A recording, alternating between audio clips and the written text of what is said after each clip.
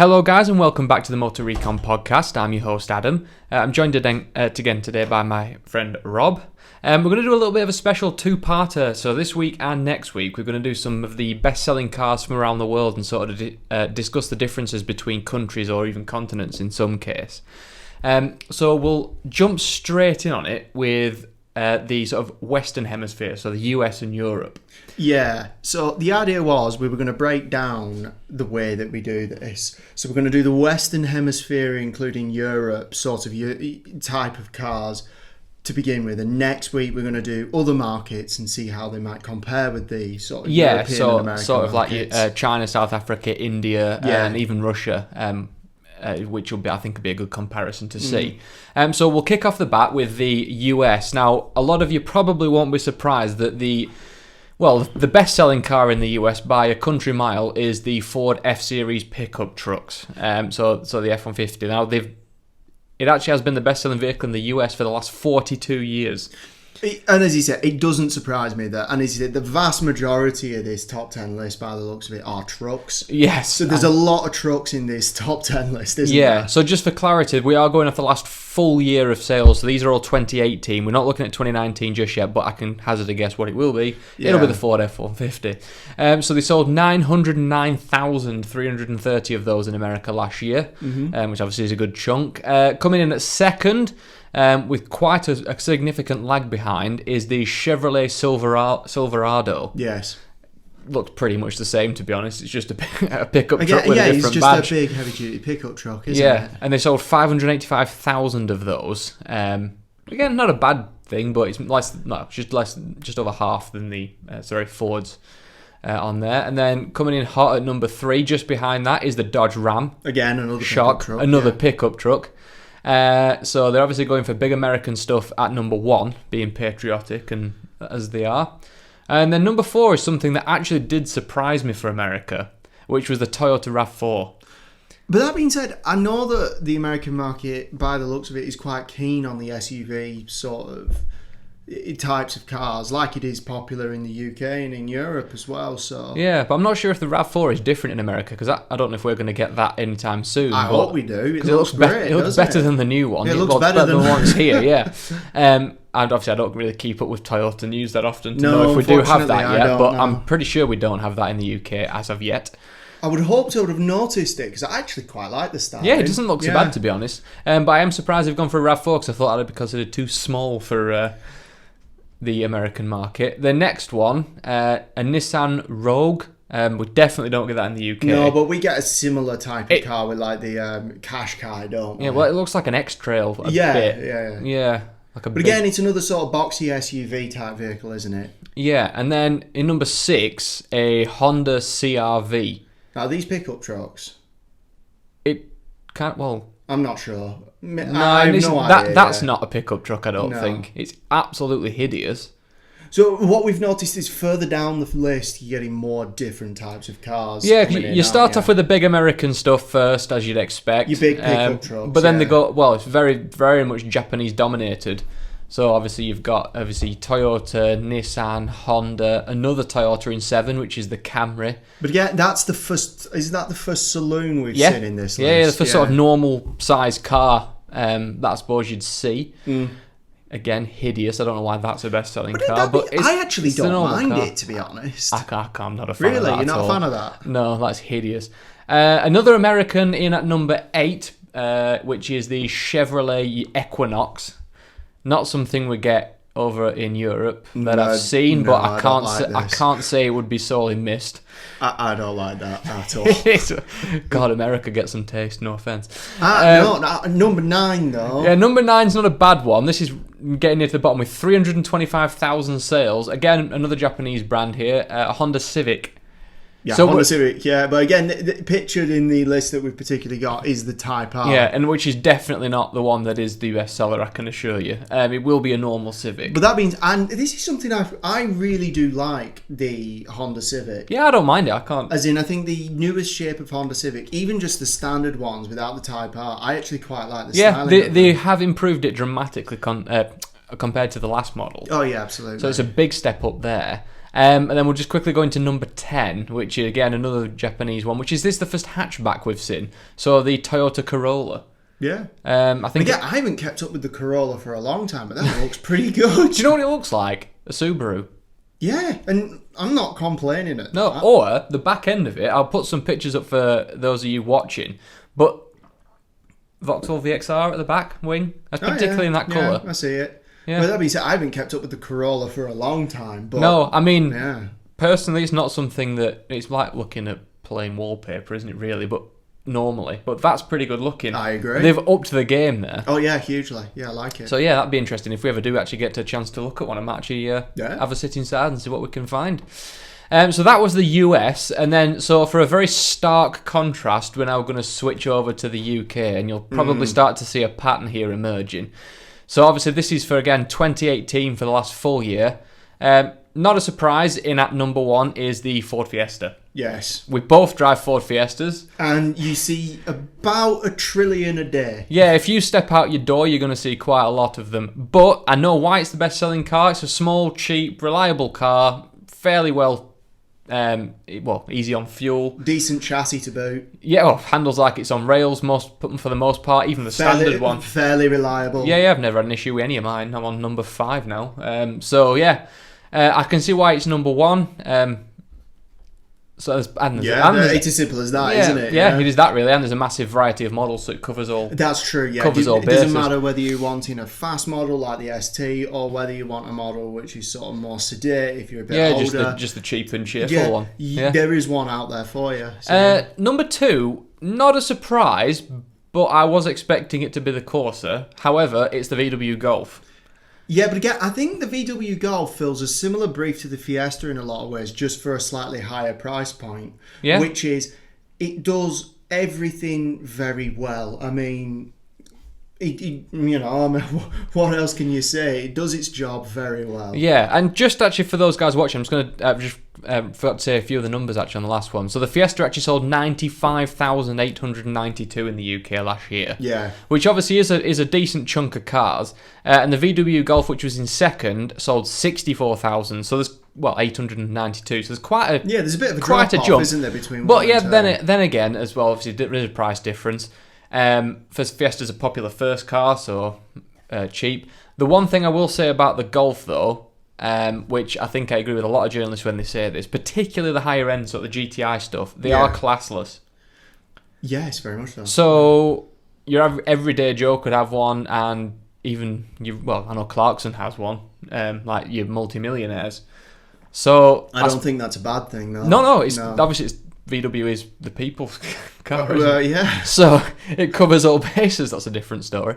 It covers all bases. I can't see anything wrong with it. They look all right. Interior, they built out like they're a brick wall. We recently did a very long journey in a VW Golf GTD. But I did get. Yeah, granted. I got a sore knee from being in the back. But up front, it was a fantastic place to front, sit. you're fine. The back did have a bit of problem with my lower leg support, but that could have just been the way I was sat. So I'm not going to criticise it for that. In at number 3 was what I thought would be number 2, which is the Vauxhall Corsa. Yeah. If you've ever driven one, I apologise. They are awful. Yeah, absolutely awful. I don't know how, but you may want to get a picture up just for people. Yes, who for are the new watching. one that's coming out. I'm just about to say the new one. And it looks great, actually. I know that it'll be very similar to the Peugeot 208, won't it? Which is a shame, because that's also dreadful to drive. Well, but that being said, though, the new Corsa E looks very interesting indeed. It does. As in, I will say that its range is very much on the money. When you compare it to the Mini, the new one, I believe the range on the new Corsa E. Oh yeah, I think it's substantially more actually. But it is cheaper as well, so that also a win. I'm not going to criticise it for the way it looks. I don't think it's a bad looking little car. Yeah. It's just your bog standard little hot hatch. But having driven quite a number of Corsas over the years, they are abysmal. It's like, they're so bad to drive. Well, hopefully the new one will be a bit of a turning point. Yeah. And it stands to reason. Its main rival, the Fiesta, and it has sold literally half as many. Yeah, exactly. When they're roughly the same price, everything else is roughly the same, apart from power, because it does have less. Yeah. But 52,915 of those they sold. Yeah. But again, not a bad looking little car. If you usually just want a car, Yeah. Not really bad. Now, this is the part where I think we will start to... Well, in at number 4 for the UK is the Nissan Qashqai. But it is... Well, it was... It still is built in the UK. It won't be for very long. It's going up back over to Japan, isn't it? Oh, no, is that the X-Trail? I think that's the X-Trail. Yeah, the Qashqai. So it's built in the UK, so I can see why a lot of people would perhaps, I don't see why people want the type of car, though. No, there's absolutely no purpose for that whatsoever, other than the higher driving position. I'm about to get controversial here, but I'd prefer to have an estate. Yeah. Honestly. I would, because it doesn't handle well. It's not that much more, well, it doesn't really have any more space inside than its equivalent sort of estate or saloon model. To an estate. It's not good off-roading. No, so that's my point. As in, if you just want the space, why not get the estate, and you'll get some sort of driving pleasure out of it still, because it's still low centre of gravity. There's still a chance that you could get. I remember the Ford Focus ST estate, for example. Yeah. Whatever. My point is, I think that. Yeah, they are. I'm agreeing with you. I don't think the only reason people would buy them, I think, is just for the higher driving position. But if that's your only criteria for buying a car, you don't really need. Hopefully, better days are to come. Yeah. But that sold 50,546, and at number 4. Yeah. Number 5, which so far this year actually is at number 2 from what I've looked at for this year's stats. But that being said, this is a new lease of legs to this car. Yeah, it's just released, obviously, the Ford Focus, which, to be fair, it's literally less than 100 in it between these two. So the Ford Focus in at number 5. Again, can't see any reason why you wouldn't buy it. They handle great, they look nice. Well, the new one doesn't look so nice, but the previous one did, which would have cut into these sales. I don't think the new one looks too bad. It's the front end that gets me. I'm not. I mean. Yeah. But again, if you just want a car, it's a nice little family car, decent boot space, fairly reliable. Drives well. Drives very well. Can't complain at that. No, I agree. Can see why it's there. I quite like it. In at number 6, again, not a surprise, VW Polo.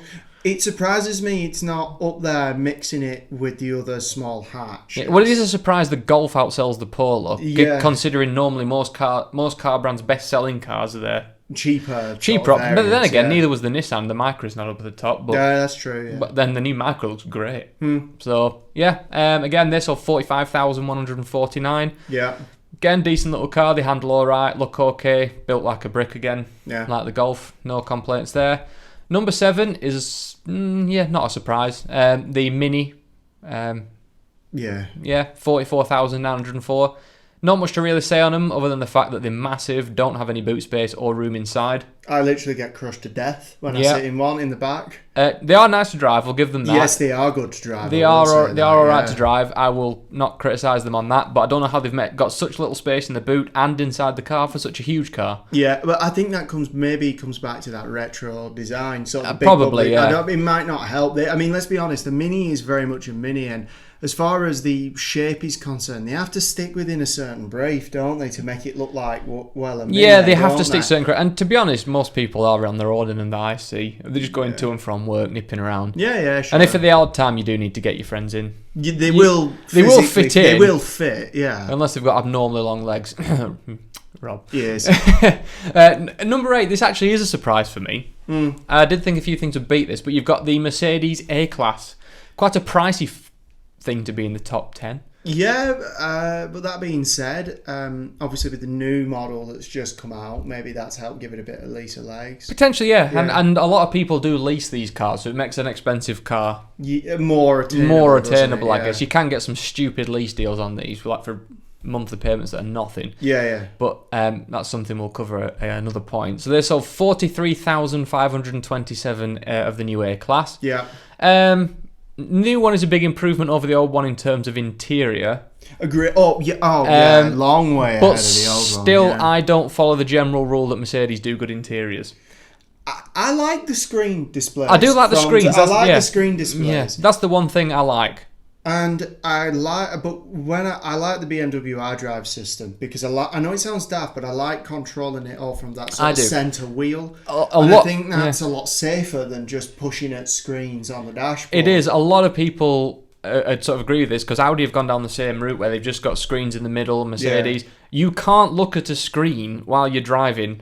If you can't look at your phone, you can't look at a screen. I just think it's easier to learn a wheel sort of, you know, by the feel and by yeah. sort of muscle memory, then I'm sure you are able to learn where everything is on the screens and touch them while keeping your eyes on the road. You don't know you're touching. But it'll take a lot longer. That being said, Audi do have the haptic touch technology, don't they? They do. It doesn't change from whatever you're pushing. So you know you've pushed something, but you don't know what you've pushed. Yeah. And the one thing I will, while they sometimes do look cluttered and a bit messy, having a physical button, you just seem to learn exactly where it is. That's my point, yeah. That muscle memory of learning exactly where it is, and it doesn't change because it's not a screen, and it changes with every sort of screen you go through to. You know that if I put my hand over that specific point on my dashboard, it's going to do a specific thing. Yeah, so...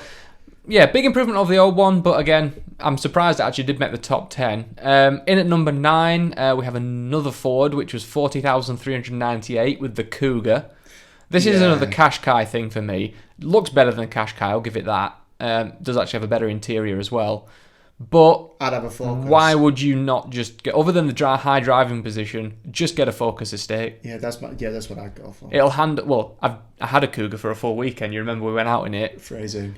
Yes, I just realised how that sounded. I had a Cougar for the weekend, and it was all right. It was actually inside. It was actually all right, wasn't it? Yep. Bear with me. My laptop's just gonna die.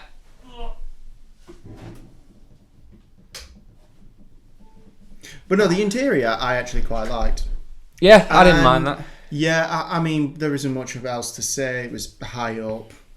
Yeah, high driving position. Interior was just Ford interior, so just everything you'd expect. Did have some buttons, so you knew where things were. Yeah. Yeah, again, not really good off-road. Probably alright for towing, actually. There's a decent towing capacity, so I suppose if you need to tow caravan or whatever. Yeah, trailers. But again, the 2-litre diesel Focus Estate will do that also, so nothing there. Number 10, Y with 35,567 is the Kia Sportage. No, I like the Kia Stinger. Yeah, I like the Stinger. And I like the Stinger. I like the Kia CGT. Okay, yeah, I like the CGT as well. Yeah, both not bad cars. I've not really been in a Sportage, so I can't comment on it, but from the exterior looks, I probably don't want to, although it is better than the last one. Yeah, it does, suppose a few things good about it. 7-year warranty, 100,000 miles. Yeah. If you want a 4-wheel drive, well, I bet it's front-wheel drive, to be honest. I bet it's not even 4-wheel drive. High driving position. Yeah, it's sitting at number 10. I don't really have much to say on that because I've never been in one, so I can't comment. No, me neither. No. And then, just as a slight contrast, we're going to actually do Europe as a whole and then compare that back to sort of the UK, because we do see a few differences, actually. Just sort of generally. Yeah, so again, we won't discuss the cars in this point. We'll just say what they are, because some of them are a similar one. So in at number 1, this is not a surprise, VW Golf. Yeah. Number 2 in the UK, just obviously had to slip down. It's gone up to number 1 as Europe as a whole. Yeah. In at number 2, that is a surprise, is a Renault Clio. Yeah, because we don't really buy them here anymore, do we? We used to buy the older gens. We did. Yeah. I know why we don't buy them here anymore. They are appalling. The interior is awful. It feels like you're touching like plastic tracing paper. They feel cheap and nasty. But clearly the rest of Europe disagrees with you. I bet the majority of that is France and sort of southern and eastern Europe. Okay. Yeah, I bet you won't see many in Germany. No, I mean... No, because we did look at theirs briefly as an individual, and they're mainly VW. Yes. But yeah, I've been unfortunate enough to have a Clio as hire car, for a week. It's a shame because the Megane's good. It looks nice. And the Megane drives well. Yeah. Has it got passive rear steering? Yeah, the Clio Cup and things, they're alright, but just a slight little tangent here. My friend at work a few years back, he bought a Clio Cup, not the latest gen, the last one. Yeah. And to show you just how bad they were and how unreliable it was, he got to the dealership, the car just turned up from factory, ordered his brand new car, wouldn't start. It's not a great... At the dealership. Needless to say... It's not great. Yeah, needless to say, he got a full refund and didn't bother and went and bought something else, which is understandable. Yeah, that's your first impression. Yeah. I have driven one, appalling, no power, handles abysmally. But anyway, that's another... I don't know why that'd be up there. They are cheap, I guess. Number 3, VW Polo again. Not a surprise. Yeah. Can't comment on that. Number 4, Fiesta. So it's quite a significant way back compared to where it is in sort of Europe. Well, Sorry, where it is in the UK. yeah. But if you look at its 17 to 18 percentage, it looks like it might have. It's fading off a little bit. I suppose because thing is though, the new one. Well, I know the new one's been out for a year now, so that might boost up again. Yeah, that might. So yeah, because the old one, like I said, we both drive the old one, and the interior is getting a bit dated and things like that. So yeah, it would make sense. Number 5, the Qashqai, which also made the top 10 in the UK. It did. It's number 6, Peugeot 208, which interestingly enough will be the new Corsa. Yeah, they share a lot of so you've got a Corsa that did drive abysmally with bad interior, now built by Peugeot, which drives abysmally and has... No, but that being said, Peugeot historically have built good hot hatches though, so you never know, it might come back round again. Yeah, they just need to do the build quality. I think that's all they need to do. Get back, get rallying. Yeah, that'd be actually good. Well, they do. They do rally, they do rally. They do rally, Number 7, the VW Tiguan. Yeah. Which just your Qashqai, it's just another little mini SUV kind of thing. Number 8 actually is not a surprise. Is the Skoda Octavia. I think very underrated as a car. Yes, I like the Skoda Octavia. Yes, particularly the VRS ones, obviously. But I think great. I just like the semi-hot ones, Yeah, obviously people are going to buy the Golf just for the badge, but the Octavia is the same car. So if you want to save yourself a bit of money with a car that nigh on is the same, get the Octavia. Number 9, the Yaris. Yeah. Other than the interior being a bit cheap and nasty, it's all right. Yeah, again, it's just a car. Yeah. Number 10, way down compared to the UK, is the Vauxhall Corsa. But that's not surprising. I think the UK buys the Vauxhall Corsa and just purely out of because they're built here. I don't know. I think a lot of younger people buy them here and as well, just because it's the standard first car for a lot of people. I guess I think that's just what it is. I think they offer some silly thing as well for first.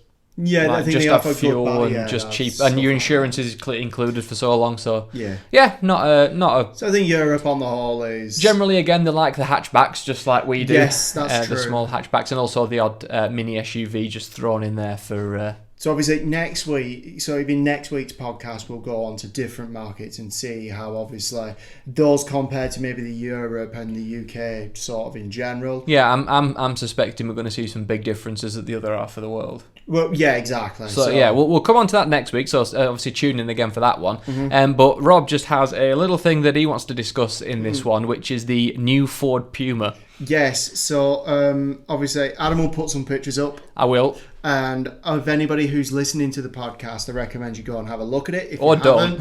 Well, you'll want to. Because the original Ford Puma, I'm well aware that it wasn't necessarily a sports car, but it was built in an era where small coupes, which were kind of fun. And I remember the sort of like the RS version of the Puma. It was pretty cool, wasn't it? Sort of like the Ford, the spicy one was quite nice and actually quite rare was it only made 500 of them? I think it was about 500 units, weren't it? Yeah, and only a certain amount will have come to the UK. Well, they were all the UK. Yeah. Every one of them's UK market originally, and they sold out pretty quick. They're now sought after items, and the value is going through the roof. I love them. Yep. But what I'm saying is, if it was me, and if I was making the new Puma, I just wanted to sort of run through where my mind would have been at.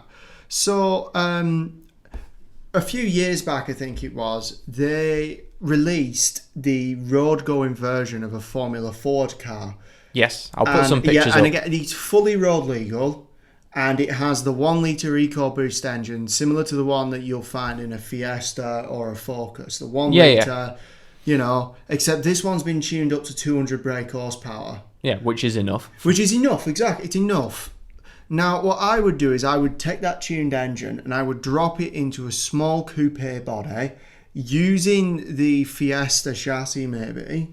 Yeah. So I'd drop it into a small coupe body, do some cutesy Ford GT styling, so obviously it's still made out of the same materials of any budget hatchback might be, but as far as the styling's concerned, I'm sure you could just do some nice cute little calls to the Ford GT.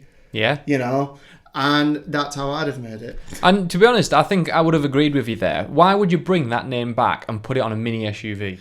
Well, the thing is, you could have called that mini SUV anything. Yeah, you could have called literally it anything else. Yeah. Make a new car. I think the only reason people have a problem with it is because it's called a Puma. Exactly. It's like the new Jaguar XJ.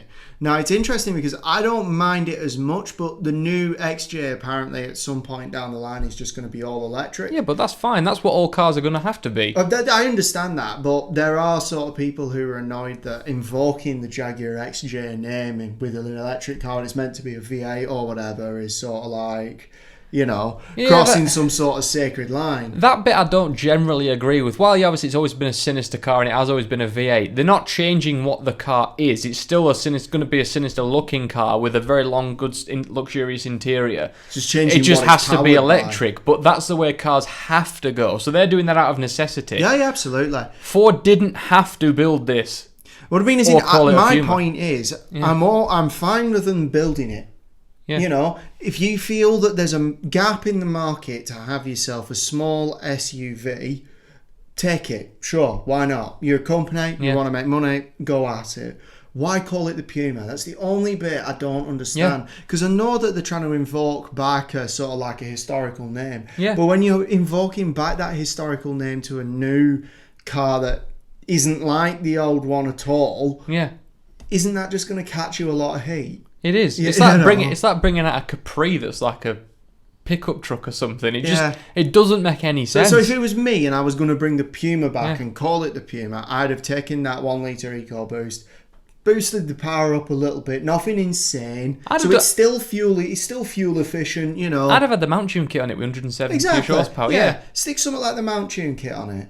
And then obviously use existing parts from the Fiesta to bring the production cost down if you can, I guess. Yeah, well, the Fiesta handles well. Just put the same suspension, lower it a bit, same suspension on, maybe just slightly lower it and things like that. And give it a QT type coupe body. Yeah, it could have been a very small Ford GT. That's what I mean. It could have been like a budget little Lotus Elise. Yeah, and even it would have been a perfect rival for the MX-5 or the Fiat 124. That's what I mean. As in, I think, I don't know. I'd have probably bought it. Yeah. Well, I probably would have joined something that's got cutie designs like a Ford GT, nice and cheap to run. Or even not even if they really wanted to push the boat out, put the new 3-cylinder ST engine in it. Oh yeah, exactly. Maybe you could do a couple of models then. You could do an entry model that just uses the one. and do an ST one. And do an ST, a Ford Puma ST. That sounds well good. Yeah. Why would you miss that? And I know that they are popular in the UK. But I know that they're going for the SUV because obviously they sell well, and I respect that. But why bring back the Puma, and why put this thought into my mind in the first place? I've forgotten about the Puma. Yeah, just call it something else. Just call it something else, Don't leave me wanting for something like this. Yeah, but anyway, that's obviously what their decision they've made. I think it's wrong, as you do as well, by the sounds of it. We'll wait until we can have a go in one. Yeah, we did see it at Goodwood, and in person it's no better looking than it is in pictures. Yeah. But hey ho, someone's designed it. So I won't discredit them. So yeah, we'll wrap up this week's episode. I hope you have enjoyed it. Obviously next week we are going to discuss the sort of the eastern and maybe central part of the best selling cars. Just let us know in the comments below if you've enjoyed it, or if there's anything else you want us to discuss, or what you think about the new Ford Puma even. So I'll leave all the links in there below for Instagram, Twitter, Facebook, the likes. Yeah. And if you're listening on SoundCloud or Apple Podcasts, whatever, the YouTube link is also below. Yeah. If you do fancy watching us. So yeah, we'll see you again next week. Thanks very much, guys. Cheers. Bye-bye.